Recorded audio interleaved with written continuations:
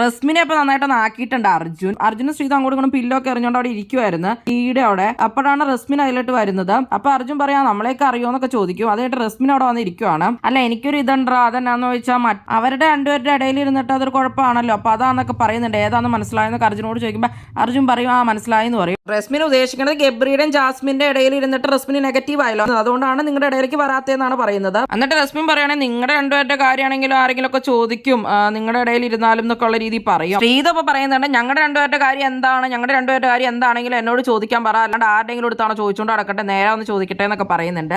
ആരെ ഇപ്പൊ ഞങ്ങളുടെ രണ്ടുപേരുടെ കാര്യം ചോദിച്ചതായിട്ട് റസ്മിനോട് ചോദിക്കും. അപ്പൊ റസ്മിൻ പറയേ ആരും അങ്ങനെ ചോദിച്ചൊന്നുമില്ല, ഞാൻ പറയൂ അതെ ഇപ്പൊ നിങ്ങളുടെ രണ്ടുപേരുടെ കാര്യമാണെങ്കിലും അതൊരു ഇതാവും എന്നുള്ള രീതി പറയും. അപ്പോൾ അർജുൻ പറയും നീയാണല്ലോ അപ്പൊ ഇതൊക്കെ പറഞ്ഞുകൊണ്ട് നടക്കണം, നീ തന്നെയാണ് ഇപ്പൊ ഇത് ഉണ്ടാക്കിക്കൊണ്ട് നടക്കണല്ലേ എന്ന് ചോദിക്കും റസ്മിനോട്. ചുമ്മാ ഓരോന്നുണ്ടാക്കുന്ന റസ്മിന്റെ അല്ലേന്ന് കളിയാക്കിയ രീതിയിലാണ് അവിടെ അർജുൻ പറഞ്ഞത്.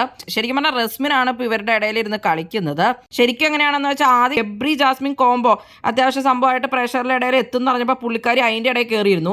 ഇപ്പൊ അർജുൻ ശ്രീതുവാണ് പോസിറ്റീവ് എന്ന് പറഞ്ഞപ്പോൾ ഇപ്പൊ അതിന്റെ ഇടയിൽ കയറിയിരുന്ന് കളിക്കുവാണ്. പുള്ളിക്കാരിക്ക് പ്രത്യേകിച്ച് ഒരു കണ്ടന്റും ഇല്ല. അപ്പൊ സ്പേസിന് വേണ്ടിയിട്ടാണ് ഇവരുടെ ഇടയിലൊക്കെ കയറിയിരിക്കുന്നതായിട്ട് തോന്നുന്നത്. എന്താണ് നിങ്ങളുടെ അഭിപ്രായം കമന്റ് ബോക്സിൽ കമന്റ് ചെയ്യുക. കൂടുതൽ ബിഗ് ബോസ് വീഡിയോകൾക്കും ബിഗ് ബോസിന്റെ ലേറ്റസ്റ്റ് ലൈവ് അപ്ഡേറ്റ്സുമായിട്ട് ഈ ചാനൽ സബ്സ്ക്രൈബ് ചെയ്യണേ, സപ്പോർട്ട് ചെയ്യണേ. അടുത്തൊരു വീഡിയോയുമായി ഉടനെ കാണാം.